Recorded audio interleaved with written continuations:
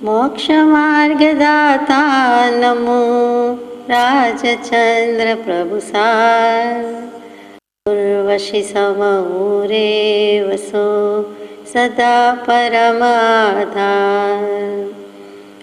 જેણે જાણ્યો ખરો આત્મા, આત્માને અન્યને અક્ષય પૂર્ણ જ્ઞાની તે સિદ્ધને ધન્ય ધન્ય છે.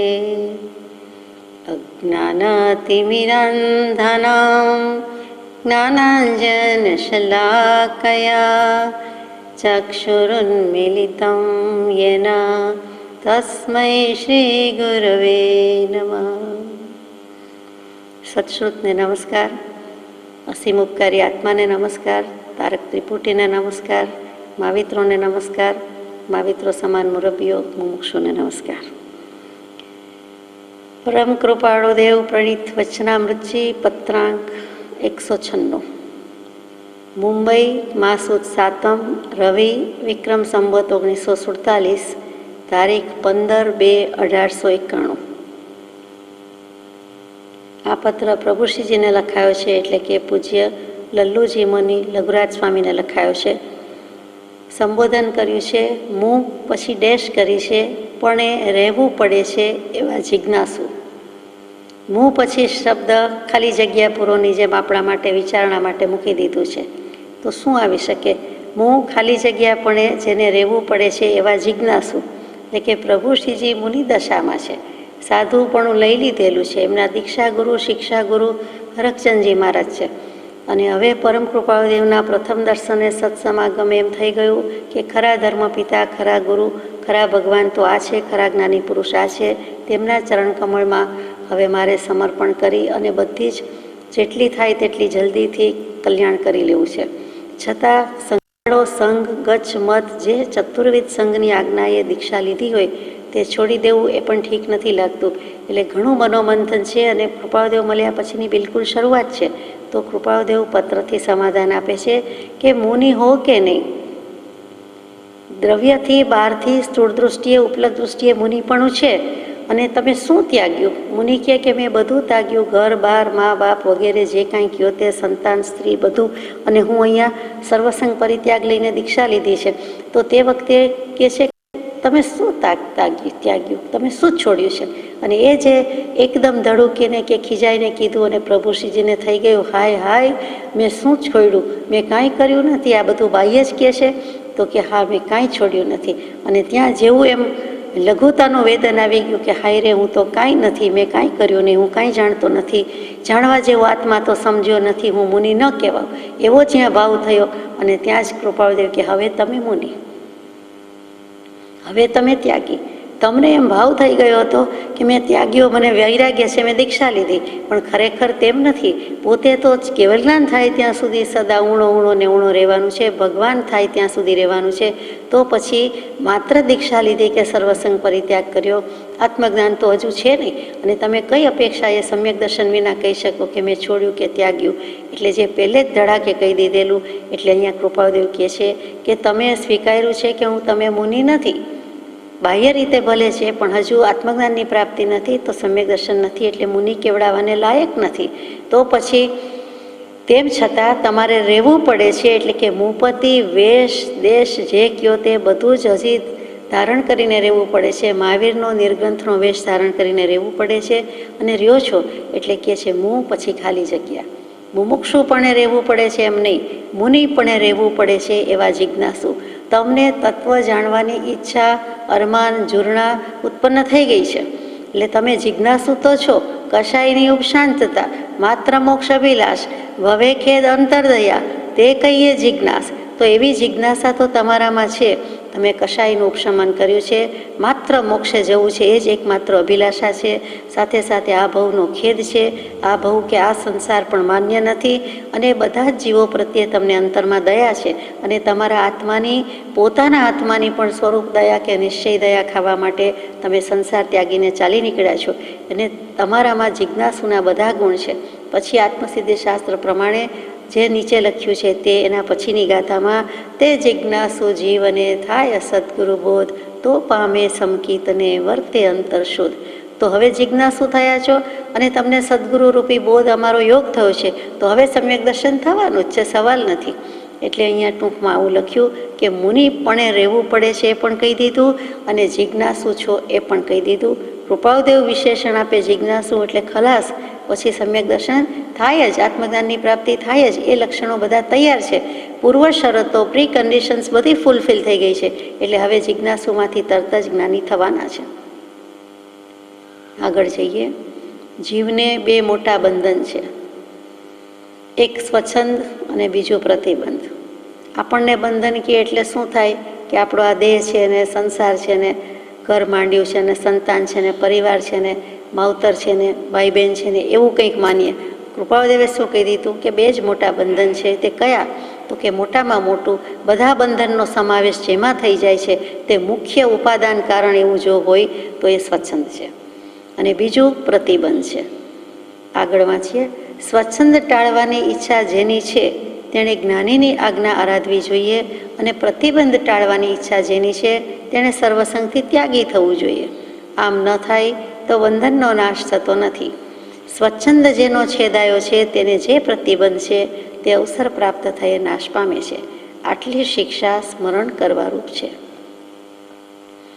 હવે જો આપણે કૃપાળુદેવને માનતા હોય, સત્પુરુષને માનતા હોય, પ્રભુ શ્રીજી કૃપાળુદેવને માની રહ્યા છે, જાણી રહ્યા છે, એટલે એમ લખે છે, એમને એટલો વિશ્વાસ છે, શ્રદ્ધા છે, પ્રતીતિ છે કે શાસ્ત્રો બધું ભલે કહે, શાસ્ત્રો ભલે મુખપાઠ હોય, પણ આ જ્ઞાની પુરુષ પરમ કૃપાળુદેવ જે કહે છે તે સાચું છે. શાસ્ત્રોના સાર સમૂહ કહે છે, અને મને કયો દોષ લાગુ પડે છે, જીવોને કયો દોષ છે તેની છણાવટ છે. તો સ્વચ્છંદ અને પ્રતિબંધ કૃપાળુદેવમાં શ્રદ્ધા હોવાથી માની લે છે તરત જ કે બરોબર છે કે એક સ્વચ્છંદ રખડાવે છે, બીજું પ્રતિબંધ. તો હવે સ્વચ્છંદ ટાળવાની તો મારી ઈચ્છા થઈ છે, તો એને શું કરવું જોઈએ? તો કૃપાળુદેવ કહે છે જ્ઞાનીની આજ્ઞા આરાધવી જોઈએ. પહેલું છે જ્ઞાનીની આજ્ઞા આરાધવી જોઈએ. સ્વચ્છંદનો પ્રતિપક્ષી શું? આજ્ઞાનું આરાધન. સ્વચ્છંદ શું? મનમાની કરવી, મનમાન્યું કરવું, નિજમતી છંદ કલ્પનાએ ચાલવું, પોતાની મરજી મુજબ કરવું, તે સ્વચ્છંદ. અને આજ્ઞા શું? તો કે પોતાનું કાંઈ જ નથી, આપોપું કાંઈ જ નથી, પણ માથે જે કોઈ છે તે, અહીંયા જ્ઞાની કે સત્પુરુષ, તો તે જે કહે છે તે તેની આજ્ઞા પ્રમાણે આરાધન કરવું જોઈએ. તેઓ શ્રી જેમ કહે તેમ. પ્રભુ શ્રીજી કહેતા કે અમે કોઈને ખીલી ખીલી બોલવાનું કહીએ તો કીલી કીલી કે ખીલી ખીલી પણ બોલવું જોઈએ. એકેય શબ્દ ન આપીએ, મંત્ર ન આપીએ, બીજી વાત ન કરીએ. એટલો વિશ્વાસ કે પ્રેમ કે શ્રદ્ધા હોય, વફાદારી હોય, આદર હોય તો કામ થાય. માન મૂકવાનું છે. કૃપાળુદેવ કે અમારા ધાકડે ધાકડ માન્ય કરશો, તદ્દન જૂઠું ખોટું કહીએ, દિવસને રાત કહીએ, રાતને દિવસ કહીએ, વાસણને કપડું કહીએ ને કપડુંને વાસણ કહીએ તો પણ માનશો? તો કે માનવું જોઈએ. વિચાર જ નહીં કરવાનો કે તેમણે કોઈક દૃષ્ટિથી, કોઈક અપેક્ષાએ તે પ્રમાણે કહ્યું હશે અને આપણે માનવા યોગ્ય છે. એટલે એમ કરીને કૃપાળુદેવ પ્રભુ શ્રીજીએ કઢાવ્યું છે, સ્વચ્છંદ કઢાવવાની વાત છે. એટલે કે જ્ઞાની પુરુષની આજ્ઞા આરાધવી જોઈએ. ત્યાં સુધી કીધું છે કે જ્ઞાની પુરુષની આજ્ઞા સિવાય આપણો શ્વાસોચ્છ્વાસ પણ ન ચાલવો જોઈએ, પણ એમાં આપણો કંટ્રોલ નથી. શરીર દેહની ક્રિયા જેવી છે કે એના ઉપર કોઈનો કંટ્રોલ નથી, જીવનો પોતાનોય નથી, તો ગુરુનો ક્યાંથી હોય? એટલે પછી શ્વાસોચ્છ્વાસ જ એક પોતાના શરીરની ક્રિયા, પોતાની મરજી કે જે કાંઈ રિધમ કે સ્પીડ ગતિ હોય તે પ્રમાણે ચાલે. પણ બીજું બધું જ, એટલે બીજું બધું જ નાનામાં નાની વાતથી મોટામાં મોટી વાત, ગુરુની આજ્ઞા સિવાય, જ્ઞાની પુરુષની આજ્ઞા સિવાય, સત્પુરુષને કયા સિવાય કાંઈ જ કરાય નહીં. કયા વિના કરાય નહીં, પૂછ્યા વિના કરાય નહીં, અને તેઓ શ્રી જે કહે તે પ્રમાણે કરવું, બાકી પોતાનું કાંઈ જ નહીં. તે જ્ઞાની પુરુષની આજ્ઞા રાખવી જોઈએ. જ્ઞાની પુરુષની આજ્ઞા જ્ઞાની થવાની જ છે, બીજી કંઈ નથી. સહજાત્મ સ્વરૂપ અમે પ્રગટાવ્યું છે, અને સહજાત્મ સ્વરૂપ જીવો તમે પણ પ્રગટાવો. અમે પણ મોહ ઓછો કર્યો છે, દૂર કર્યો છે, અને તમને પણ એમ કહીએ છીએ કે જાગો હે જીવો રે, મોહ કરો પરો. પરો જૂની ગુજરાતી મધ્યકાલીન સાહિત્યમાં પરો એટલે દૂર અથવા પરો એટલે ઓછો. પર નહીં પણ પરો એટલે એને પારખો ગણીને કાઢી મૂકો. બીજાનો છે, બીજી પરિણતિ છે, અવળી પરિણતિ છે, મારો નહીં.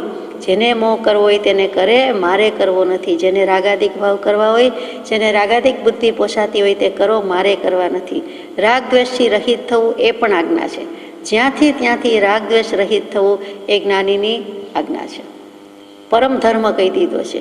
કોઈની સાથે ક્યાંય રાગ ન કરવો, કોઈની સાથે ક્યાંય દ્વેષ ન કરવો, અંશ માત્ર કરવો નહીં. પહેલાં થોડાક તો ઓછા થાય, મોડા પડે, મંદ થાય, પછી ક્ષયની વાત છે.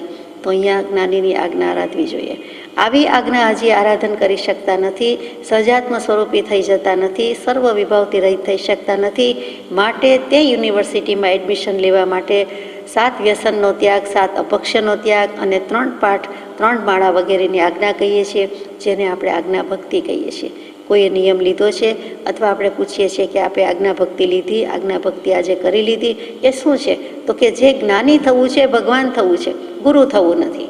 પણ જ્ઞાની અને ભગવાન જે સ્વરૂપ પ્રાપ્ત કરીને ગયા તે સ્વરૂપની પ્રાપ્તિ માટે આપણો પણ પ્રયાસ છે.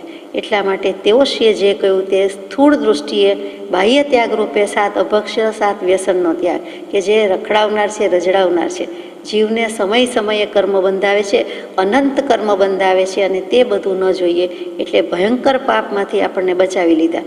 અને ત્યાર પછી બીજું શું? અંતરત્યાગ શું? તો કે આજ સુધી મેં અનંતા કુગુરુ, કુદેવ, કુધર્મ બધાને માન્યા, પણ હવે કૃપાદેવ મળ્યા ત્યારથી બીજું કાંઈ નહીં. પ્રભુશ્રીજીને તો મહાવીરનો ધર્મ, મહાવીરનો માર્ગ, મહાવીરનો વેશ હતો, તેમ છતાં કહે છે કે જે કાંઈ કર્યું તે ઓઘે ઓઘે બહારથી કર્યું, કંઈ ને કંઈ જુદા પ્રકારના નાના નાના પણ અભિમાનપૂર્વક કર્યું કે અમે તો છોડી દીધું, મેં તો આમ કર્યું, મેં તો ભર જુવાનીમાં છોડી દીધું. એવો કોઈક અભિમાનનો અંશ રહી જાય તો એ પણ પોસાય નહીં. એટલે હું કંઈ જ નથી, બિલકુલ ખાલી થાય તો જ ગળામાં પાણી ભરાય, નહીં તો વાસણમાં બધું કંઈ ભરી શકાતું નથી. એટલે પછી ખાલી થવા માટે કંઈ જ નથી, કંઈ જ જાણતો નથી એમ કરવા માટે કે છે જ્ઞાનીની આરાધના આરાધવી જોઈએ.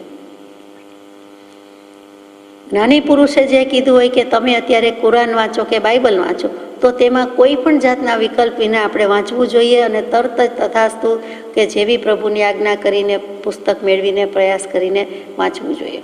એવી રીતે કોઈ પણ આજ્ઞા કરી હોય તો તે નાનામાં નાની આજ્ઞા હોય તો પણ માન્ય કરવી જોઈએ. કાગડાના ભવ, કાગડાનું માંસ ખાવાનું ભીલના ભવમાં કીધેલું.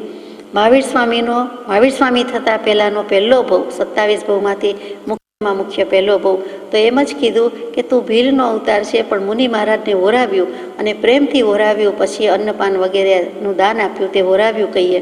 તે આપ્યા પછી કહ્યું કે ખાલી તો જવાય નહીં, કંઈક આપવું તો જોઈએ. મુનિ પાસે શું હોય? મહાવીર સ્વામીનો જે જીવ મુનિ હતો, જૈન મુનિ હતા, એમની પાસે શું હોય? તો કહે છે કે કાંઈક તમારે આપવું જોઈએ, મનોમન વિચાર છે. એટલે બોધ આપે છે, ને બોધમાં એમ કહે છે કે તારે કોઈ દિવસ કાગડાનું માંસ ખાવું નહીં. એક જ નિયમ કે પ્રતિજ્ઞા લે, એક જ વ્રત, બીજું કાંઈ નહીં. આજે તે મને જમાડ્યો છે તો આટલું આપીને જઉં છું. અને થવા કાળ છે, બનવા કાળ છે કે એમને તે જ ભવમાં મહાવીર સ્વામીનો ભવ જીવ છે તો વિહાર કરી ગયા મુનિ. અને તે વખતે એવો કંઈક દર્દ થયું, એવું રોગ થયું કે કુટુંબ, કબીલા, ડૉક્ટર્સ જે કહ્યું તે બધા જ આદિવાસી ભીલ અને કહે છે કે તે કાગડાના માંસ ખાય તો જ આ રોગ મટે એવું છે. એટલે કે તને એની તારી દવા જ આ છે, નહીં તો મટશે નહીં, આ જીવલેણ રોગ છે. તો બધા સામા થઈ જાય છે. તો એ વિરુદ્ધમાં જાય છે, વિરુદ્ધ દિશામાં નાવ હંકારે છે. કુટુંબ, કબીલા, સ્વજન બધાએ છોડી દીધા, તો ભલે છોડી દીધા, સાવ નિરાધાર જેવા થઈ ગયા, પણ એણે વ્રતનું પાલન કર્યું કે કાગડાનું માંસ ન જ ખાધું, તે ન ખાધું. થોડા વખત પછી એનો દેહ પડી ગયો અને એને કેટલું બધી ઉચ્ચ ગતિ થઈ. નહીં તો આદિવાસી ભીલ શિકાર કરીને વાપરતા હોય અથવા તો જે કાંઈ બધા પાપ દોષ કરતા હોય એમાંથી આટલું જ માન્ય કર્યું તો એના પાપ બધા હણાઈ ગયા અને થોડા બહુ પછી એ મહાવીર સ્વામી થયા. એટલે જુઓ તો ખરા કે કેવું કેવું હોય છે. કર્મ કોઈને મૂકતા નથી, કર્મ કોઈને શરમ રાખતા નથી, પણ આવી રીતે પ્રાયશ્ચિત થાય છે. આવી રીતે મુનિને ઓરાવ્યાનું દાન, ઉત્તમ મુનિને સમ્યક દૃષ્ટિ આત્મજ્ઞાની મુનિને ઓરાવ્યું અને જે ઉત્તમ આહારદાન કીધું છે તે આહારની સામે જ્ઞાની પુરુષે આવું ઔષધદાન આપ્યું. કેવું કે ભવ તરી જાય તેવું, ભવ રોગથી તરી જાય તેવું, કે તારે આટલું વાપરવું નહીં. તો નાનામાં નાની આજ્ઞાથી પછી જ્ઞાની પુરુષ દૃષ્ટાંત પણ મૂકે છે કે એક વરસાદનું થોડુંક પાણી, થોડાક ટીપા અને એક વખતનો વરસાદ, એ જ્યાં જ્યાં પડે છે ત્યાં, માનો કે એક ગામમાં કે એક ખેતરમાં કે એક થોડીક જગ્યામાં, થોડાક પ્રિમાઇસીસમાં, તો એમાં કેટલી બધી અનંતી વનસ્પતિ ઉગી નીકળે છે એક જ વરસાદથી, એક જ થોડાક જ પાણીથી, થોડી વારથી. તો એ જેમ ઉગી નીકળે છે તેમ જ્ઞાની પુરુષની એક આજ્ઞાથી અનંતું કલ્યાણ થઈ જાય છે અને અનંત રીતે અનેક પ્રકારે બધું ઉગી નીકળે છે, કલ્યાણ ફાલે ફૂલે છે. હવે માનો કે પ્રભુશ્રીજીને આ જ્ઞાનીની આજ્ઞાનું આરાધન કરવું છે, સ્વચન છે, પછી શું વાંધો આવે છે અથવા બીજા કોઈ જીવને શું વાંધો છે? તો કે પ્રતિબંધ ટાળવાની ઈચ્છા જેની છે તેણે સર્વસંગથી ત્યાગી થવું જોઈએ. હવે પ્રતિબંધ, બધા બંધન લઈને બેઠા છીએ, સંસારમાં છીએ, જન્મ મરણ છે, દેહ છે, સ્વજન છે, અને પછી દેહાભિમાન સંકલ્પ વિકલ્પ રૂપી પ્રતિબંધ છે. તો કે એણે સર્વસંગથી પરિત્યાગ કરવો જોઈએ, ત્યાગી થવું જોઈએ, સંસાર છોડી દેવો જોઈએ. બધા કંઈ સંન્યાસી મુનિ થઈ શકતા નથી, છતાં તેમણે કીધું છે કે જો નિવૃત્તિ લે અથવા તો જેટલું થાય તેટલું એમાંથી ઓછું કરતાં કરતાં નિવૃત્તિ લઈ લે, સર્વસંગ છોડી દે તો પ્રતિબંધથી રહિત થાય. એમાં પણ ચારે પ્રતિબંધથી રહિત થવું હોય તો સર્વસંગ પરિત્યાગ અનિવાર્ય છે. આમ ન થાય તો બંધનનો નાશ થતો નથી. જે કારણ બંધના તે બંધનો પંથ, તે કારણ છેદક દશા મોક્ષ પંથ ભવંત. કૃપાદેવે આત્મસ્થિતિ શાસ્ત્રમાં લખી દીધું કે જેટલા કારણ બંધના છે, જે રીતે કર્મ બંધાય છે, સંસારમાં બંધ થાય છે જીવને, તે બધા જ કારણની છેદક દશા, તે કારણ કે કર્મો જે રીતે છેદી શકાય, ભેદી શકાય, ક્ષય કરી શકાય, ઉલાળ્યો કરી શકાય, એને ભસ્મીભૂત કરી શકાય, તે બધા જ કારણથી મોક્ષ છે. આ બાજુ બંધન છે અને એને ઉડાવી દે એટલે આ બાજુ મોક્ષ છે. દોરીનું કામ, દોરાનું કામ બાંધવાનું છે એની નાની, પણ એ જ દોરડું બંધાયું છે એને એક એવા સાધનથી કટ કરી નાખે, કાપી નાખે કે બાળી નાખે એટલે તે જ વસ્તુ છે. સાધન તો તે જ છે, પણ બધું બળી ગયું કે નહીં, છેદાઈ ગયું કે નહીં, કપાઈ ગયું કે નહીં, એ જ વસ્તુ અહીં કહી છે કે બંધના કારણ છે, એને જ છેદ ઉડાડી દો એટલે તો ત્યાં જ છે. કે મોક્ષ બહારથી લાવવાની વાત નથી, મોક્ષ આત્મામાં છે અને આત્મા એ જ પમાડવાનો છે. એટલે અંતરની પરિણતિ છે. બીજેથી બીજું બધું મૂકી દે એટલે મુક્તિ, બધું છોડી દે એટલે છુટકારો. બાવળિયાને બાત ભેળીને આપણે કહીએ કે પ્રભુ છોડાવો, પ્રભુશ્રીજી કે તે જ બાત ભેળી છે, તું મૂકી દે તો તું છૂટો જ છે. રાગ દ્વેષ ન કરવા તો મૂકી દે, સંકલ્પ વિકલ્પ નથી કરવા તો મૂકી દે, અને એ છોડવામાં મૂકવામાં કૃપાળદેવ કહે કે બાધા હોય તો કહી દે, એમાં એની મેળે માની જશે, પણ તું જ કરે છે, તું જ મૂકતો નથી. આપણે કહીએ ને રાગને, મોહને, આસક્તિને, બુદ્ધિ, એને મારું બહુ છે, સામાજીવને બહુ છે, સામાજીવને બહુ છે. આપણા ભાવ તો આપણી પાસે છે, આપણે કેટલું એટેચમેન્ટ રાખવું કે ડિટેચમેન્ટ રાખવું એ તો આપણા હાથની વાત છે, આપણા વશની વાત છે. આમ ન થાય તો બંધનનો નાશ થતો નથી. હવે જો ખરેખર બંધનથી, સંસારને બંધન માનતા હોય, એનાથી છૂટવું હોય તો આ પ્રમાણે કરવું જ પડે. સ્વચ્છંદ જેનો છેદાયો છે તેને જે પ્રતિબંધ છે તે અવસર પ્રાપ્ત થયે નાશ પામે છે. પ્રભુશ્રીજીને સમાધાન કરે છે કે તમે તો બધું છોડ્યું છે, પ્રતિબંધ ગયો છે. કયો પ્રતિબંધ રહ્યો હશે તો કે સ્વચ્છંદ પણ તમે છોડી દો, અમને માન્યા એટલે અમારી આજ્ઞામાં રહેશો તો. પણ છતાં દેહાભિમાન રૂપી સ્વચ્છંદ અને પ્રતિબંધ અને સંકલ્પ વિકલ્પ રૂપી પ્રતિબંધ એ તો છે, તો એ ક્યારે નાશ પામશે? તો એમાં પણ શુભાશીષ જાણે કે આપી દીધી કે અવસર પ્રાપ્ત થયે નાશ પામે છે. જો સ્વચ્છંદ બરાબરનો વિલય પ્રાપ્ત હશે, સ્વચ્છંદ 100% મૂકી દેશો, અમારી આજ્ઞામાં રહેશો, કૃપાળદેવની આજ્ઞામાં રહેશો, તો તે અવસર પ્રાપ્ત થયે નાશ પામે છે. એટલે નિમિત્ત મળીએ, પ્રસંગ આવીએ, એને ચાન્સ મળીએ, તક મળીએ, અવસરના બધા અર્થ થાય. ચાન્સ, નિમિત્ત, તક, પ્રસંગ અને સમય. એટલે સમય આવીએ તે તો નાશ પામશે જ, એના ટાઈમે એ તો જવાનું જ છે. આટલી શિક્ષા સ્મરણ કરવારૂપ છે. આટલી શિક્ષા એટલે આટલી શીખ, આટલી શિખામણ સ્મરણ કરવારૂપ છે, યાદ રાખવા યોગ્ય છે, ભૂલવા જેવું નથી. વ્યાખ્યાન કરવું પડે તો કરવું, પણ આ કર્તવ્યની હજુ મારી યોગ્યતા નથી અને આ મને પ્રતિબંધ છે એમ સમજતા જતાં ઉદાસીન ભાવે કરવું. વ્યાખ્યાન કરવું પડે તો કરવું. પ્રભુશ્રીજી મુનિ છે અને સાધુ સાધ્વી, શ્રાવક શ્રાવિકા ચતુર્વિધ સંઘની સ્થાપના મહાવીર સ્વામી તીર્થંકર દેવે કરેલી છે. તો શાસનની ધુરા જેના હાથમાં છે એવા સાધુ છે, મુનિ છે, આચાર્ય છે. વ્યાખ્યાન વાણી સદુપદેશ આપવાનું એમનો ધર્મ છે, કર્તવ્ય છે. તો કહે છે કે કરવું પડે તો કરવું. કોઈ બહુ આગ્રહ કરતું હોય, વિનંતી કરતું હોય અને બીજું કોઈ કરનાર ન હોય અને સંઘની લાગણી દુભાતી ન હોય, સમાજને એમ ન થતું હોય તો કરવું. જો એમ થતું હોય સંઘને, સમાજને કે ચાલશે, તમારે પણ આત્મકલ્યાણ કરવાનું જ છે ને, તમારે પણ સ્વાધ્યાય ભક્તિ વગેરે હોય જ અને ચાલશે, જો એમ ચાલશે એવું હોય અથવા તો બીજા કોઈ જીવ કરી શકે એવું હોય તો તમારે કરવાની જરૂર નથી. શું કામ? તો કે આ કર્તવ્યની હજુ મારી યોગ્યતા નથી. મુનિ તરીકે ઉપદેશ વ્યાખ્યાન આપવો એ કર્તવ્ય જરૂર છે, પણ એની યોગ્યતા હોવી જોઈએ. કૃપાળદેવની યોગ્યતા કડક પરીક્ષક છે. કેવી છે? તો કે આત્મજ્ઞાન ત્યાં મુનિપણું તે સાચા ગુરુ હોય.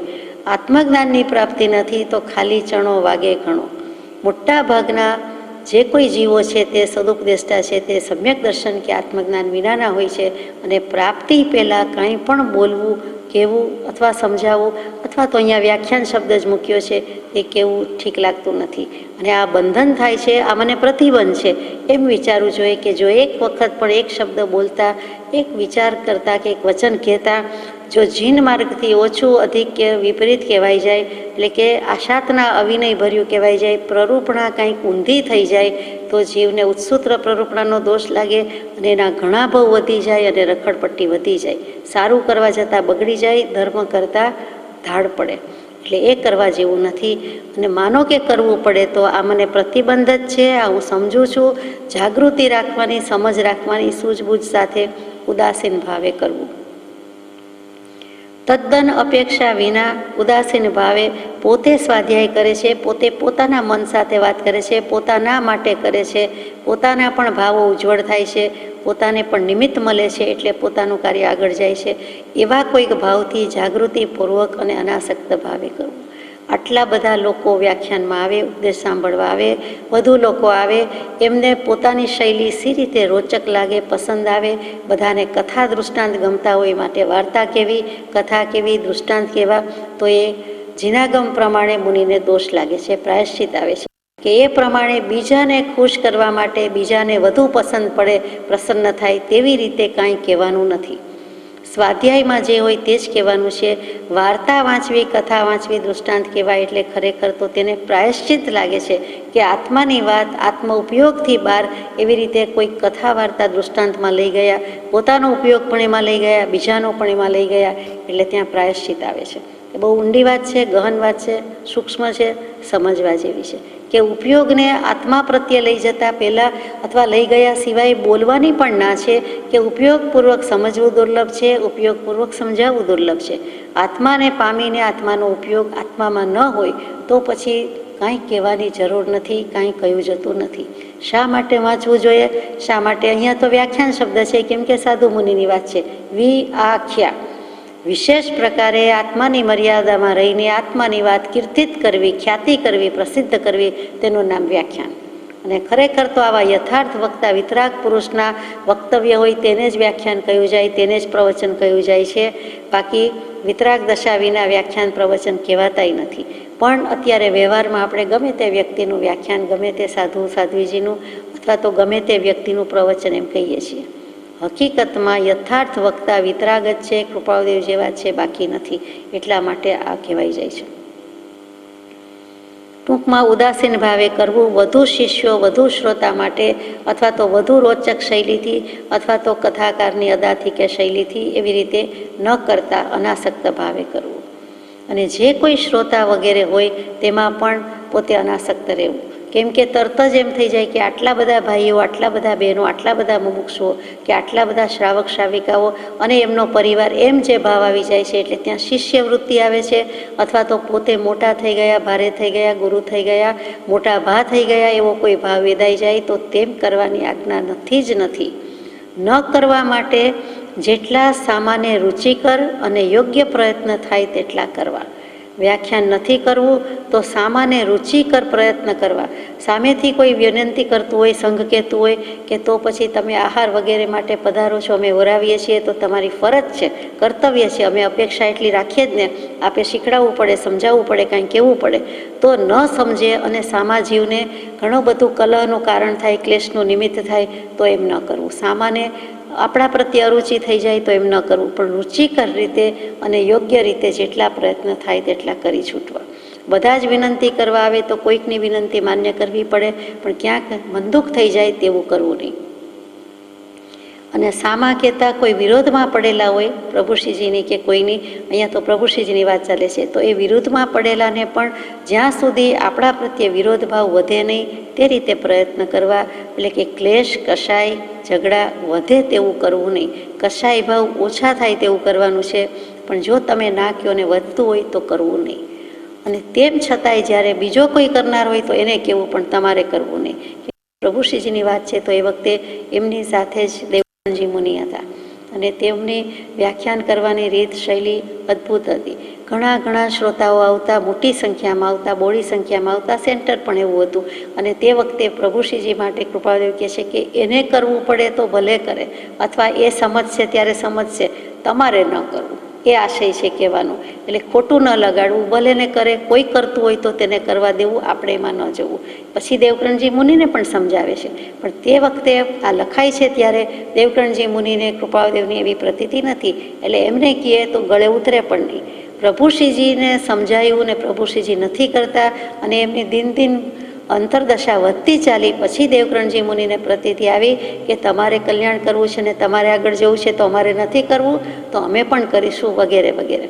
પણ અત્યારે તો આ પત્રમાં આટલું સમજીએ કે પ્રભુશ્રીજીની યોગ્યતા જણાઈ છે. પ્રભુશ્રીજીને કૃપાળુદેવ પ્રત્યે પ્રીતિ, પ્રતીતિ, પ્રથમ દર્શને સમાગમે જે વફાદારી કે શ્રદ્ધા પ્રગટી ગઈ છે. એટલે કૃપાળુદેવ પણ શ્રદ્ધાના પડીકાની સામે બીજું પડીકું મૂકે છે કે તમારે આવું વ્યાખ્યાન કરવાની જરૂર નથી, જવા દેવું. અને છતાંય જ્યારે કરવું પડે ત્યારે ઉપર પ્રમાણે ઉદાસીન ભાવ સમજીને કરવું કે મારું કાંઈ નથી, મારા કોઈ નથી. શ્રાવક શ્રાવિકામાં જે વૃત્તિ ફરે કે આ મુમુક્ષુ કે આ શ્રાવક તો આપણા ગ્રુપના, આ અમારા, અહીંયા તો આપણું વધારે ચાલે, આ ક્ષેત્ર અમારું, એમ જે ક્ષેત્રથી પ્રતિબંધ થઈ જાય, દ્રવ્યથી થઈ જાય, ભાવથી થઈ જાય, અને કાળથી તો થાય જ વચ્ચે સાથે હોય, એટલે તો એ કરવા જેવું નથી એમ સમજાય છે. આવું કંઈક લાગે છે. એટલે પ્રભુશ્રીજી જેવાને જો આવું કૃપાળુદેવ કહે તો બીજાની વાત ક્યાં છે. પણ પ્રભુશ્રીજીએ એવી રીતે એમને સદગુરુ કે ભગવાન જ્ઞાની માનીને આજ્ઞાના આરાધનમાં રહ્યા, અને તેવી જ રીતે પ્રભુશ્રીજીની આજ્ઞામાં પરમ પૂજ્ય બ્રહ્મચારીજી રહ્યા. એટલે ટોટલ સરેન્ડરની વાત છે. સર્વ અર્પણ ભાવ, સર્વ સમર્પણ ભાવ, એટલે આશ્રય ભક્તિ અને શરણ ભક્તિ. જે સત્પુરુષનો આશ્રય, શરણ અને નિશ્ચય એ કર્તવ્ય છે કે જે પછીના પત્રોમાં આવતું જાય છે તે આપણને અહીં પણ મૂકી દીધું છે. એટલે ટૂંકમાં એટલું જ કહેવાનું કે ઉપદેશ સદગુરુનો પામવારે ટાળી સ્વચ્છંદને પ્રતિબંધ, અને જવા અનાદિ બંધ ટાળી સ્વચ્છંદને પ્રતિબંધ. જે મૂળ માર્ગ સાંભળો જીનનો રે. અહીંયા પત્ર પૂરો થાય છે. પત્રાંક 197. મુંબઈ, માસુદ નોમ, મંગળ, વિક્રમ સંવત 1947. આપનું આનંદરૂપ પત્ર મળ્યું, તેવા પત્રના દર્શનની તૃષા વધારે છે. તારીખ 17/2/1891 ફેબ્રુઆરીમાં જ લખાયો છે. મહા મહિનામાં જ બધા પત્ર લખાયા છે. અત્યારે પણ મહા મહિનો જ છે, મહાન મહિનો. પરમ પૂજ્ય શ્રી સૌભાગભાઈને પત્ર લખ્યો છે કે આપનું આનંદરૂપ પત્ર મળ્યું. સૌભાગભાઈની કંઈક થતી ચાલી છે. પત્રમાં પણ એવું કંઈ લખ્યું છે, એટલે લખ્યું કે આનંદરૂપી, આનંદ પત્રમાં આનંદ છે, આનંદમાં પત્ર છે. એટલે તમે જે રીતે લખ્યું છે તેનાથી અમને આનંદ થયો. તેવા પત્રના દર્શનની તૃષા વધારે છે. તેવા પત્ર લખો, તેના દર્શનની, તેવા પત્ર જોવાની અમારી તરસ વધારે છે. એટલે કે અમને એવા પત્રો ગમે છે. એવું લખો તો ગમે. આપણી સાદી ભાષામાં કહીએ કે આવું કરો, આવું લખો તો ગમે. વ્યવહારની બધી મૂંઝવણ લખ્યા કરે, મારી ઉપાધિ તમે ટાળો, અહીંયા તો કોઈ ભભૂત કાઢી દે છે, અહીંયા તો રિદ્ધિ સિદ્ધિ પ્રગટી છે, અથવા તમે પણ કાંઈક લબ્ધિ ફોરવો, એવું બધું કાંઈ લખે તો કાંઈ ગમે નહીં. એ વ્યવહારિક ઉપાધિ ઝંઝટની કાંઈ વાત નથી જોઈતી. કાંઈક આત્મા સંબંધી, પરમાર્થ સંબંધી લખ્યું છે સૌભાગભાઈએ, જેથી કહે છે કે તેવા પત્રના દર્શનની તૃષા વધારે છે. જ્ઞાનના પરોક્ષ અપરોક્ષ વિશે પત્રથી લખી શકાય તેમ નથી, પણ સુધાની ધારા પછીના કેટલાક દર્શન થયા છે. અને જો અસંગતાની સાથે આપનો સત્સંગ હોય તો છેવટનો પરિપૂર્ણ પ્રકાશે તેમ છે. કારણ કે તે ઘણું કરીને સર્વ પ્રકારે જાણ્યું છે, અને તે જ વાટ તેના દર્શનની છે. આ ઉપાધિ યોગમાં એ દર્શન ભગવત થવા દેશે નહીં, એમ તે મને પ્રેરે છે. માટે એકાંતવાસીપણે જ્યારે થવાશે ત્યારે ચાઈને ભગવતે રાખેલો પડદો એક થોડા પ્રયત્નમાં ટળી જશે. આટલા ખુલાસા સિવાય બીજો પત્ર વાટે ન કરી શકાય. અહીંયા હમણાં પત્ર પૂરો થઈ જાય છે. તો સૌભાગભાઈને શું લખ્યું? સૌભાગભાઈએ કંઈક પ્રત્યક્ષ જ્ઞાન અને પરોક્ષ જ્ઞાનની વાત લખી છે, પૂછાવી છે, અથવા વર્ણન લખ્યું છે.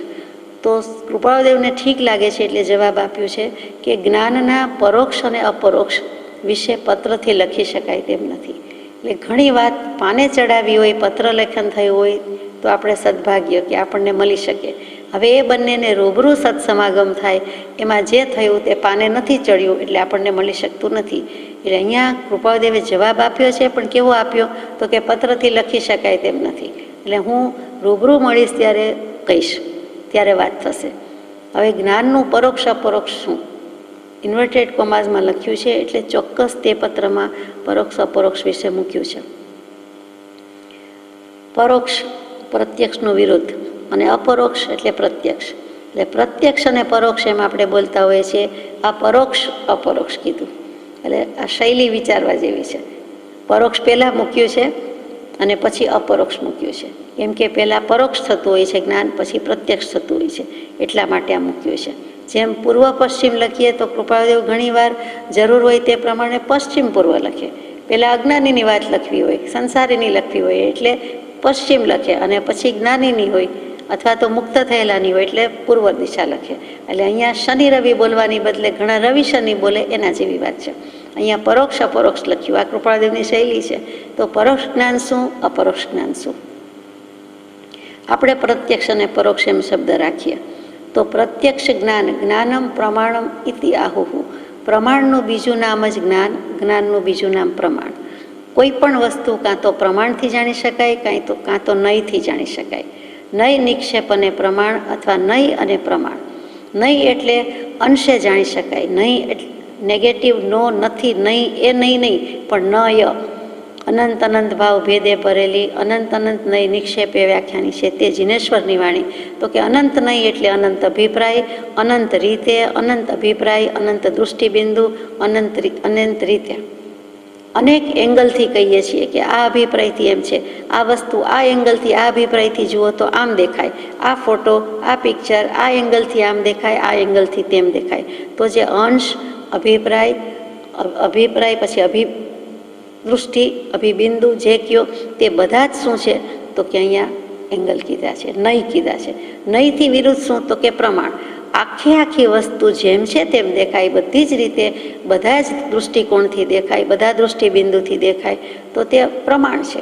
એક સફરજન હોય તો બધી બાજુથી દેખાય, અંદરથી પણ દેખાય, બહારથી પણ દેખાય, એનો આકાર દેખાય, બીજું બધું જ દેખાય. અને એના ટુકડા કરીને મૂક્યા હોય, પેશી ચીર કરીને મૂકી હોય તો અમુક રીતે જ થાય, અમુક જ જ્ઞાન થાય કે એની છાલ આવી હોય કે એનો આકાર આવો હોય, બીજો બધો ખબર પડતી નથી, બીજો બધો એમાંથી ક્યાસ નીકળતો નથી. એટલે નય અને પ્રમાણ, એમાં પ્રમાણ એટલે આખું 100% સર્વાંગી, અને નય એટલે આંશિક, બીજું કાંઈ નહીં. પેલું અંશે અને પેલું પૂરેપૂરું, પેલું અધૂરું, પેલું સંપૂર્ણ, અપૂર્ણ અને પ્રપૂર્ણ, એવી રીતે આ વાત છે. તો પ્રત્યક્ષ જ્ઞાન અને પરોક્ષ જ્ઞાન. હવે પરોક્ષ પહેલાં થાય અને પછી પ્રત્યક્ષ થાય એ પણ સમજવાનું છે. તો અહીંયા એટલું રાખીએ કે જ્ઞાન એનું નામ પ્રમાણ, અને પ્રમાણું એટલે એનું નામ જ્ઞાન. એના પરથી જ આપણે પ્રમાણભૂત શબ્દ આવ્યા, પ્રમાણિક આવ્યું અને પ્રમાણપત્ર આવ્યું, સર્ટિફિકેટ, કે જેમ છે તેમ હોય પછી સાચું સર્ટિફિકેટ કહીએ. આજે હવે તો સર્ટિફિકેટ એ ખોટા, એટલે કાંઈ બોલવા જેવું રહ્યું નહીં. પણ અહીંયા પ્રત્યક્ષ અને પરોક્ષની વાત. તો પ્રત્યક્ષ પ્રતિવત્તા અક્ષ, અક્ષ એટલે આત્મા, અક્ષ એટલે આંખ. તો આંખને જે પદાર્થને સ્પષ્ટ જાણી શકે છે, જે આંખથી કે જે આત્માથી, અહીંયા આંખથી લઈએ તો કોઈ પણ પદાર્થ કે વસ્તુને સ્પષ્ટમ સ્પષ્ટ, ખુલ્લમ ખુલ્લું, ચોખ્ખે ચોખ્ખું જાણી શકે, જોઈ શકે, તેનું નામ પ્રત્યક્ષ. જેમ આપણે અત્યારે એકબીજાને બધું જોઈ શકીએ છીએ, વસ્તુ જોઈ શકીએ છીએ, તો એ પ્રત્યક્ષ. પ્રત્યક્ષના પાછા બે પ્રકાર પાડ્યા, સામ વ્યવહારિક અને પરમાર્થિક. તો સામ વ્યવહારિકમાં શું તો કે સમ વત્તા વ્યવહાર વત્તા ઈક. તો કે ઇન્દ્રિય અને મનની સહાયતાથી વસ્તુને જાણે. આંખ છે તો જણાય છે, એમનામ આંખ બંધ કર્યા વિના વસ્તુ દેખાતી નથી. એની કલ્પના થઈ શકે છે પણ જોઈ એમ કહી શકાતું નથી. અત્યારે દરિયો, નદી, પર્વત આંખ સામે નથી, પણ આંખ બંધ કરીને કે આંખ ખુલ્લી રાખીને પણ આપણને એ વસ્તુનું જ્ઞાન થાય છે. કેમ કે પૂર્વે વાંચ્યું છે, સાંભળ્યું છે, એટલે કોન્સેપ્ટ ક્લિયર છે કે દરિયો આને કહેવાય, પહાડ આને કહેવાય, નદી આને કહેવાય, તો એ જાણી શકીએ છીએ. અહીંયા તો ઇન્દ્રિય અને મનની સહાયતાથી વસ્તુને જાણે છે. ઇન્દ્રિયો કહેતા 5 ઇન્દ્રિય, કાયા, જીભ, નાક, આંખ, કાન અને છઠ્ઠું મન.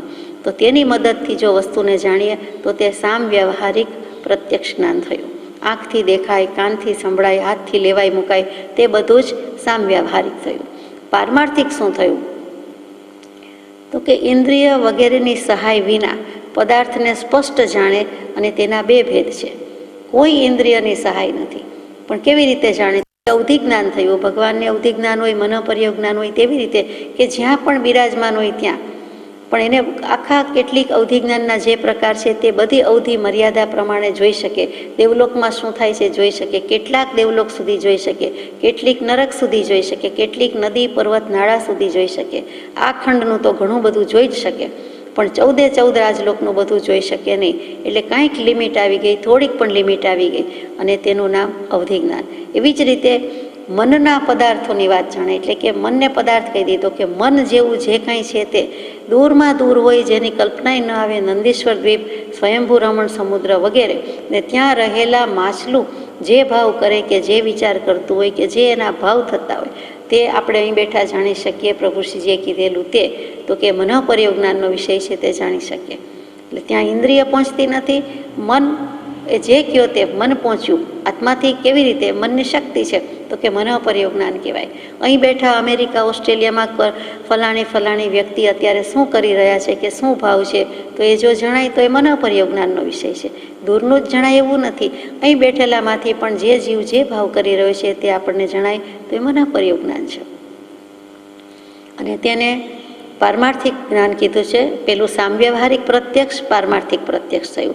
તો એ પછી એમાં પાછા બે ભેદ પડી જાય છે કે સકલ અને વિકલ.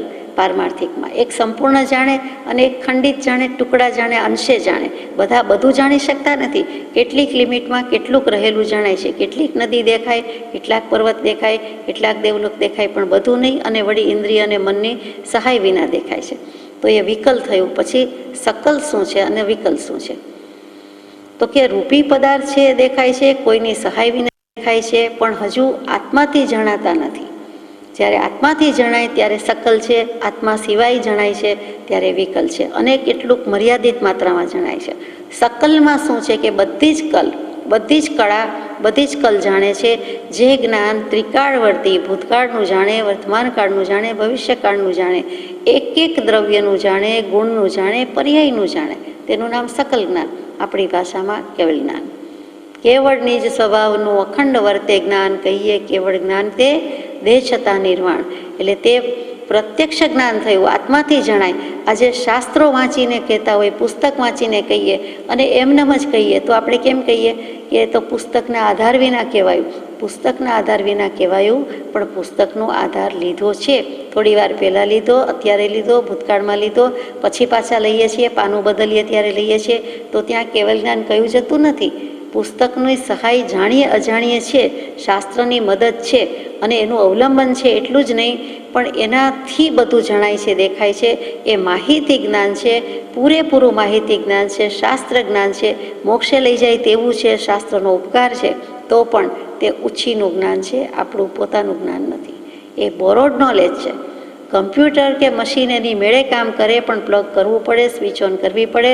એક વખત કોઈક વ્યક્તિએ એમાં ડેટા ફિક્સ કરવો પડે, પછી એ ચાલે છે બધું. તો તે વખતે બલિહારી કોની થઈ? બોલબાલા કોની થઈ? ચૈતન્યની, જીવતા જાગતા મનુષ્યની થઈ. તે વખતે એમ નહીં કહેવાય કે કમ્પ્યુટર જ સુપર ડુપર થયું. આપણને જળની અદ્ભુતતા લાગે છે, પણ જળમાં આવ્યું ક્યાંથી? ચેતને બનાવ્યું, ચેતને મૂક્યું તો આવ્યું. એટલે મહત્વનું તો ચેતન દ્રવ્ય, આત્મદ્રવ્ય જ છે, પણ જીવને જળ વસ્તુની વધારે બલિહારી લાગે, વધારે કૃપા લાગે. સેલફોન જોઈને એમ થાય કે આટલાકમાં આટલું આવી ગયું અને આટલું બધું સંગ્રહ, પણ એ સેલફોન બનાવનાર કોણ? એ મૂકનાર કોણ? એ બધું ફિક્સ કરનાર કોણ? તો કે મનુષ્ય, જીવતા જાગતા મનુષ્ય છે. એ કંઈ નિશ્ચેતન દેહ કરવા આવવાનું નથી. એટલે જે કાંઈ છે તે જીવતા જાગતા આત્મરામની કૃપા છે, બલિહારી છે, એની મહત્તા છે. તો તે બધું જણાય છે. જે કેવલ જ્ઞાન છે, સકલ પ્રત્યક્ષ જ્ઞાનની વાત કરતા હતા. એટલે ત્રણેય કાળનું દેખાય અને એક દ્રવ્ય ગુણ પર્યાયનું દેખાય. માત્ર મનુષ્યો નહીં, માત્ર પશુ પંખી નહીં, જળ ચેતન બંને દ્રવ્ય એક વસ્તુની પરિણતિ જડાહડા થતી હોય. સહેજે દેખાઈ જાય, અરીસામાં જોવા જાય એમ નહીં, મનથી વિચાર કરે એમ નહીં, પણ જ્યાં બિરાજમાન છે ત્યાં જડાહડા થાય, એની મેળે બધું દેખાયા કરે. જ્ઞાનમાં ચકડોળ જેમ વિચારનું ચાલે એમ બધું ફજન ફાડકામાં કે ચકડોળમાં શું? તો કે જ્ઞાન, જ્ઞાનને જ્ઞાન. આખું જગત શું કરે છે જ્યાં બેઠા છે ત્યાં દેખાય. બે આંખ ગમે તેવડી હોય ને ગમે તેવી હોય, પણ આંખની કોઈ મદદની જરૂર નથી. આત્માથી જ બધું જણાય દેખાય છે. સમજવા માટે કહીએ તો એક ફર્નિચરના એક પીસ ઉપર કઈ રજ ચોટી કે કેટલી ઉડી કે કેટલી રહી કે એક સમયમાં એ કેટલું ઘસાયું કે એનામાં કંઈ વધારો બહાર પડ્યો, એ બધું જ જણાય છે. એમનેમ જોયા વિના જણાય છે, તે કેવલ જ્ઞાન છે. એટલે પેલા કેવલની સ્વભાવનું અખંડ વર્તે જ્ઞાન. પોતાનું તો બધું જણાય, આખા સમસ્ત સૃષ્ટિ, સચરાચર સૃષ્ટિ, અખિલ બ્રહ્માંડ, આખું વિશ્વ અને એનું બધું જ દેખાય. આકાશમાં એક ફોતરા જેટલું પહોંચ્યું કે નહીં એ પણ દેખાય અને સમજાય. એટલે એનું અર્થ શું? તો કે કેવલ જ્ઞાન છે. એવા કેવલ જ્ઞાની ભગવાનને આપણા સમયના નમસ્કાર છે. તો કૃપાળદેવ કહે છે કે પરોક્ષ જ્ઞાન એક પ્રત્યક્ષ જ્ઞાન થયું, આત્માથી જણાયું. મહાવીર સ્વામી અને ગૌતમ સ્વામીની વાતમાં આવે કે મહાવીર સ્વામીને કેવલ જ્ઞાન થઈ ગયું છે, તો ગૌતમ સ્વામીને કેવલ જ્ઞાન થયું છે, લગોલગ છે, પણ હજી થયું નથી. ગૌતમ સ્વામીના શિષ્યોને થઈ ગયું, ગૌતમ સ્વામીને થયું નથી. કેમ કે મહાવીર સ્વામી પર અંશે પણ રાગ રાખે છે. તો મહાવીર સ્વામી રાખવાની ના કહે છે, તો કે ભલે અમને તો જે રાગ સત્પુરુષ પ્રત્યે, જ્ઞાની પુરુષ પ્રત્યે છે તે છે, એ રાગ અમારું કલ્યાણ કરશે જ, અને કર્યું. તો તે વખતે મહાવીર સ્વામી ગૌતમ સ્વામીને ટપારીને ટકોરીને ટકોર મારીને કહે છે, ટકોર કરીને કહે છે કે હે ગૌતમ, હું સર્વજ્ઞ છું. ગૌતમ સ્વામીએ કહ્યું હશે, બધું જ પૂછીને કરે છે, તેમ છતાં કંઈક અભિપ્રાય આપ્યો. કહ્યું તો કે તે જે જાણ્યું છે તે શાસ્ત્રથી જ્ઞાન છે, એ શ્રુત કેવલી છે, શ્રુતથી જાણ્યું છે, અમે અનુભવથી કહીએ છીએ. અમને કેવલ જ્ઞાન થઈ ગયું છે, સંપૂર્ણ જ્ઞાન પ્રગટી ગયું છે. એટલે હું અનુભવથી કહું છું, 3 કાળનું એક સમયમાં જાણું છું અને કહું છું. અને તું વાંચીને, વિચારીને, સાંભળીને, સમજીને, શાસ્ત્રના શાસ્ત્રો મુખપાઠ હોય અને એ રીતે કહે છે, તારા આત્માએ અનુભવીને કીધેલું નથી. ત્યાં ફરક પડી જાય છે. સમ્યક દર્શન કે આત્મજ્ઞાનની વાતો આપણે થોક બંધ કહીએ, ઢગલા બંધ કરીએ, ઢગલા બંધ વ્યક્તિને કરીએ, પણ જ્યાં સુધી માયલો પામ્યો ન હોય, આપણો આત્મરામ બદલાયો ન હોય, આપણી મિથ્યા દૃષ્ટિ સમ્યક દૃષ્ટિ થઈ ન હોય, ત્યાં સુધી શું કામનું છે? એ વિચારવાનું છે. પોતે પામેલો હોય તો અનુભવીને કહે છે. આ અનુભવભૂત વાત છે, અનુભવભૂત દૃષ્ટિ છે, તેની વાત ચાલે છે. તો પરોક્ષ અપરોક્ષ વિશે સૌભાગભાઈએ લખ્યું છે. એટલે કે કેવલ જ્ઞાન સુધીની વાત લખી જાણે છે, અને પછી તો કે એ બધી વાત પત્રથી લખી શકાય તેમ નથી. હવે કૃપાદેવ પોતાની દશા કહે છે કે સુધાની ધારા પછીના કેટલાક દર્શન થયા છે. સુધાની ધારા એટલે મુખરસ, સુધારસ ઝર્યો છે. કેટલાક હઠયોગી ખેચરી મુદ્રા કરે, જીભ કપાવે અને પછી કે મુખરસ ઝર્યો, તે વાત નથી. અહીંયા દ્રવ્ય પ્રાણાયામ કે બધી મહેનત કરવાની વાત નથી. સહજ સ્વભાવે આત્મા આનંદને અનુભવે છે, ઉપયોગનો યથાર્થ અનુભવ થાય છે. અને જે આપણે અનાહત નાદમાં કીધેલું કે 5મા સ્ટેજમાં આવે છે, ત્યારે વીણાના તાર ઝંકૃત થઈ જાય છે, અને એકદમ એવું છે દિવ્ય સંગીત, અનાહત નાદ વગર વગાડી આપોઆપ વાગે, તે વાગી નીકળે છે, વાગી ઉઠે છે. અને તે બજતા બજતા સુધાની ધારા પણ મુખમાંથી રસ ઝર્યા કરે છે. એ તો થયું જ છે, સંકિત તો થઈ જ ગયું છે, આત્મજ્ઞાન આત્મદર્શન તો થયું જ છે, આત્મ સાક્ષાત્કાર થયો. હવે કૃપાળદેવ કહે છે તે પછીના કેટલાક દર્શન થયા છે. તે પછી પણ અમારી દશા તો વર્ધમાન થતી ચાલી છે. આત્મદર્શન થયા પછીના પણ કેટલાક પડદા હટી ગયા છે, કેટલાક દર્શન થઈ ગયા છે, આગળ ગયા છીએ. અને જો હવે છેવટનું પરિપૂર્ણ પામવું હોય તો અસંગતાની સાથે આપનો સત્સંગ હોય તો છેવટનું પરિપૂર્ણ પ્રકાશે તેમ છે. આ 197માં પત્ર વાંચીએ છીએ. 187માં પત્રમાં સૌભાગભાઈની એ જ વાત લખેલી કે છેવટનું સમજાવવામાં તો હવે એક દેશ જ અનુભવવાનો બાકી છે. એ પણ સમજાયો તો છે જ, અને એ અનુભવવા માટે જે મન વચન કાયાના યોગ મૂકી દેવા, એટલે કે વનવાસી થઈ જવું, નિવૃત્ત થઈ જવું, સર્વસંગ પરિત્યાગની આવશ્યકતા છે. અને તેમ કરીશું ત્યારે તે પણ થઈ જશે. અને તે પત્રમાં પણ હિન્ટ આપી છે, સૂચના કરી છે કે સૌભાગભાઈને કે તમારો સત્સંગ હોય તો અમને હમણાં જ તે પ્રગટી પણ જાય છે, તમારા સત્સંગની જરૂર છે. એટલે કે તમારા સત્સંગ એટલે તમે સત્સંગ આપો એમ નહીં, પણ તમારા સાનિધ્યમાં, એટલે કે સામસામા પાત્ર હોય તો. ઘણા કહેતા હોય છે ને કે પરસ્પર વિચાર વિનિમય થાય. કેટલીક વખત વિચાર વિનિમય જેવું હોતું જ નથી, એ ગુરુ પાસેથી જ લેવાનું હોય. પણ આજકાલના શિષ્ય એમ જ કહેવાના કે આપણે સાથે બેસીને પરસ્પર સત્સંગ કરીએ, પરસ્પર વિચાર વિનિમય કરીએ, પણ પરસ્પર જેવું નથી. એક પક્ષે લેવાનું છે ને એક પક્ષે દેવાનું છે, પણ એટલોય વિનય ગુણ આપણામાં નથી. એટલે આપણે સામસામું એક સરખા સમકક્ષ સમોવડિયા થઈને કરીએ છીએ, અને ત્યાં પત્તો પડતો નથી. જ્યારે સત્પુરુષ સદગુરુ મળ્યા છે ત્યારે પણ આ વસ્તુની ખોટ રહી ગઈ છે, અને એ વસ્તુ હજી પણ ખોટ રૂપે દોહરાવતા જ રહીએ છીએ, એટલે પછી પામતા નથી. તો કૃપાળદેવ સૌભાગભાઈને કહે છે કે જો તમારો સત્સંગ હોય તો છેવટનો પરિપૂર્ણ પણ પ્રકાશી જાય. સામસામા બે હાથે તાલી પડે એમ સામસામું પાત્ર હોય, યોગ્ય પાત્ર હોય, ઝીલનાર હોય તો હમણાં જ કહી દઈએ, હમણાં જ બતાવી દઈએ તેમ થાય છે. કેમ કે ઘણું કરીને સર્વ પ્રકારે જાણ્યું છે. છેવટના પરિપૂર્ણ સત્યની વાત, જ્ઞાનની વાત, વેદાંત દર્શનથી જે વાત છે તે બધી 187માં આપણે યથાશક્તિ વિચાર્યું છે. હવે શું બાકી છે? એ જ વાત તેના દર્શનની છે. જે રીતે જાણ્યું છે એટલે કે જ્ઞાન થયું છે તે જ રીતે દેખાવાનું છે, દર્શન થવાનું છે. એટલે જ્ઞાન અને દર્શન સાથે જ છે, એમાં કાંઈ ફેર નથી. અનંત જ્ઞાની અનંતદર્શી, કેવલ જ્ઞાની કેવલદર્શી, કેવલ દર્શની કહીએ છીએ તે વસ્તુ લઈ દીધી. આ ઉપાધિ યોગમાં એ દર્શન ભગવત થવા દેશે નહીં એમ તે મને પ્રેરે છે. તે એટલે પોતે પોતાના આત્માથી જુદો રહીને વાત કરતા હોય તેમ કે હું ના નથી પાડતો પણ મારો આત્મા ના પાડે છે, માયલો ના પાડે છે. મને વિકલ્પ નથી થતો પણ આ લખનારને વિકલ્પ થાય છે. એવી રીતે અહીંયા પણ લખ્યું કે એમ તે મને પ્રેરે છે, એટલે કે તે ભગવાન, તે આત્મતત્વ મને પ્રેરે છે કે એ દર્શન જ્યાં સુધી હું ઉપાધિ યોગમાં છું ત્યાં સુધી મને થવા દેશે નહીં. એટલે કેવલ જ્ઞાન, કેવલ દર્શન, સંપૂર્ણપણે આત્માનું દર્શન મને થવા દેશે નહીં એમ લાગે છે. માટે એકાંતવાસીપણે જ્યારે થવાશે ત્યારે થશે. એકાંતવાસીપણે એટલે શું કે સમસ્વભાવીનું મળવું એને જ્ઞાનીઓ એકાંત કહે છે. પોતે બિલકુલ એકલા હોય એમ નથી કહેવું. સમકક્ષ સમસ્વભાવી હોય, સત્સંગી હોય, ત્યારે બેઠા હોય સાથે તો પણ એને એકાંત જ કીધેલું છે. એટલે સૌભાગભાઈનો સંગ હોય તો પણ એકાંત જ છે. તો એવું કાંઈક થશે ત્યારે, અથવા તો ખરેખર પર્વત પહાડની ગુફામાં કે નિર્જન અવસ્થામાં એકાંત થશે ત્યારે, બંને રીતે તો ભગવતે રાખેલો પડદો થોડા પ્રયત્નમાં ટળી જશે. પાછું શું લખે છે? ચાહીને, જાણી બૂજીને, ઈરાદાપૂર્વક, ઇન્ટેન્શનલી ભગવાને રાખેલો પડદો થોડા પ્રયત્નમાં ટળી જશે. ત્યારે ભગવાન કોણ? ત્રીજો પુરુષ એક વચન નહીં, પોતે જ ભગવાન છે, આત્મા જ ભગવાન છે. અને તે કહે છે કે એટલે કે મેં રાખેલો પડદો, મારું જ આવરણ મેં જ રાખેલું છે, એ થોડા વખતમાં ટળી જશે. આપણે ઘણીવાર આપણી જાતને કહેતા હોય છે કે હું આળસું કે મેં આવું કર્યું નહીં, હું ભૂલ્યો કે મેં આવું કર્યું નહીં. એ પોતે પોતાને જ સંબોધીને કહેતા હોય તેમ કે હું ભગવાન કે મેં રાખેલો પડદો થોડાક પ્રયત્નમાં ટળી જશે.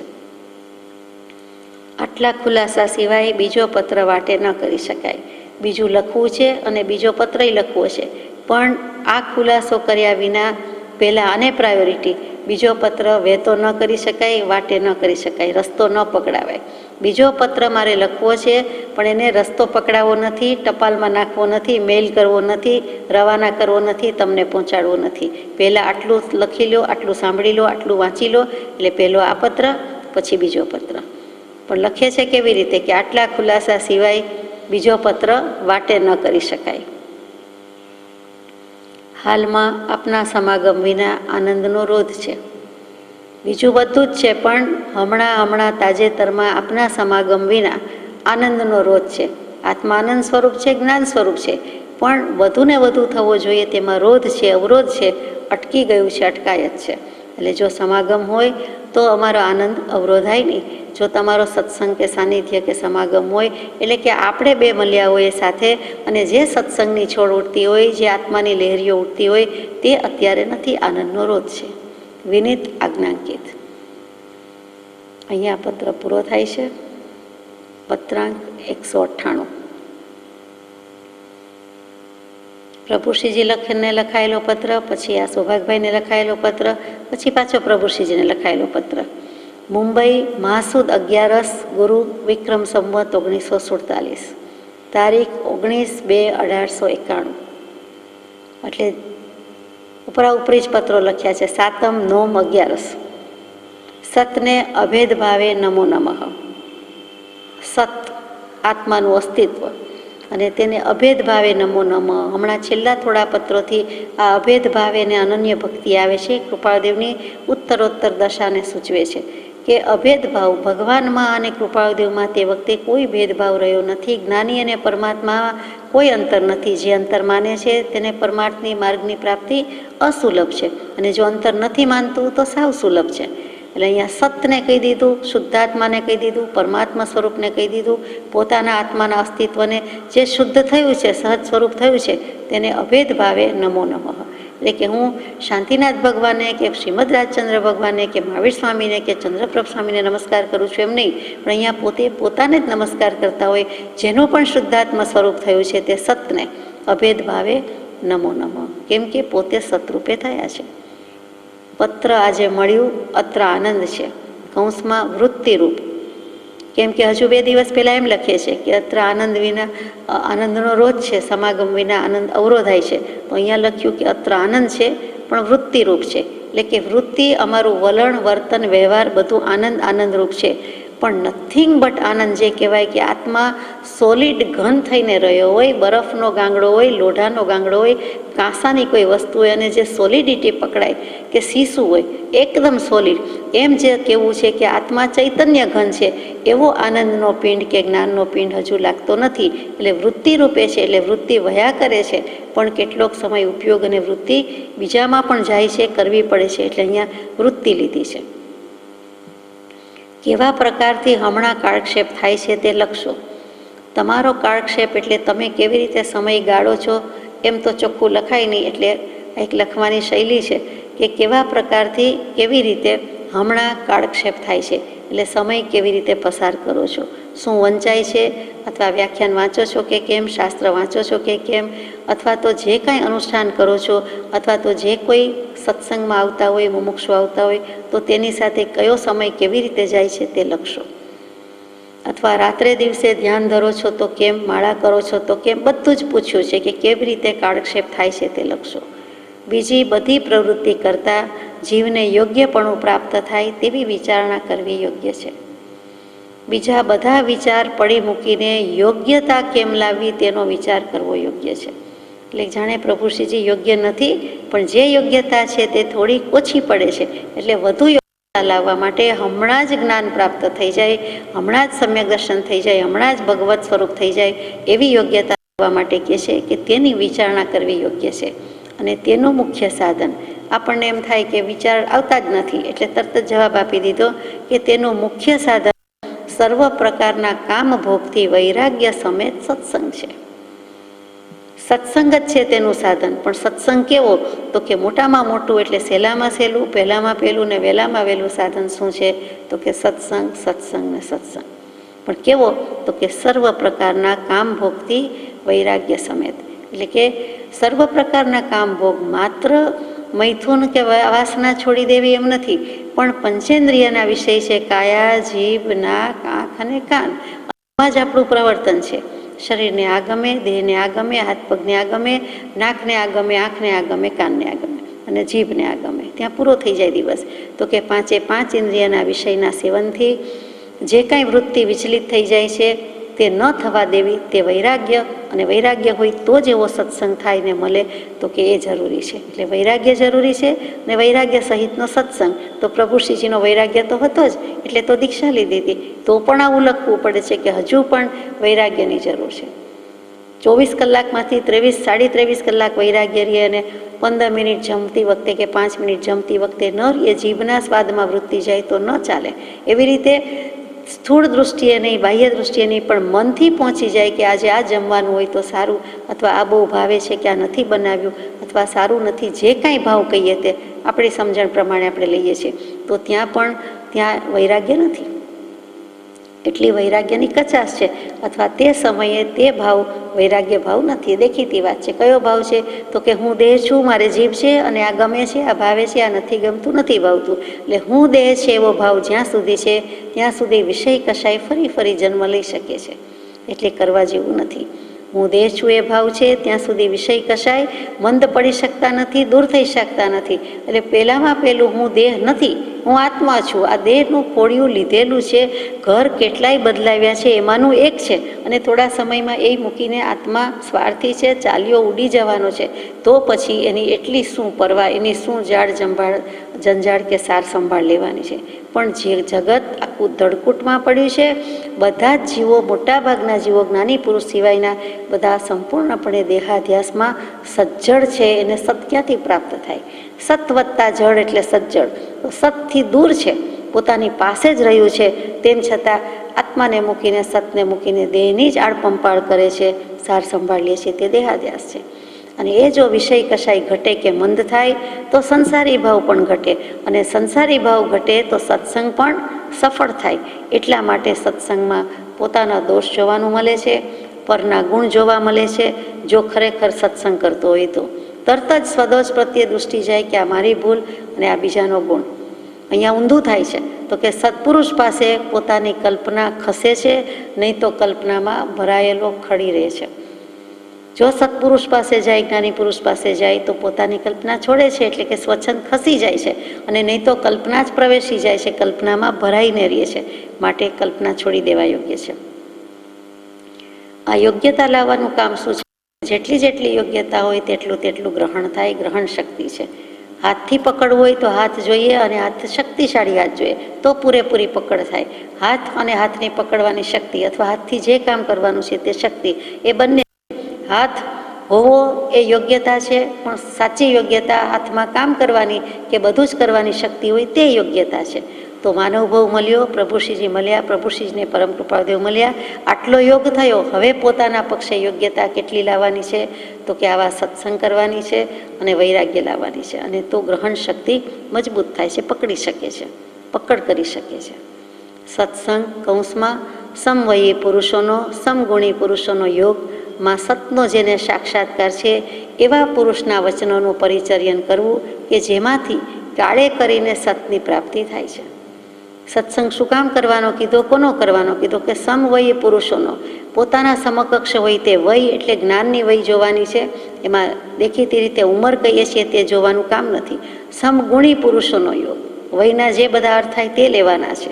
જ્ઞાન વય લેવાની છે, જ્ઞાન દેહ લેવાનો છે. પછી સમગુણી, સમકક્ષ ગુણ હોય તો સારું, એથી વિશેષ હોય તો સારું, નહીં તો પછી પોતાનાથી ઓછા હોય તો ચલાવવું પડે. એમાં પણ સતનો જેને સાક્ષાત્કાર છે, આત્મા જેણે પામ્યા છે, આત્માનું દર્શન થયું છે, આત્મા અનુભવ થયો છે, એવા પુરુષના વચનોનું પરિચર્યન કરવું.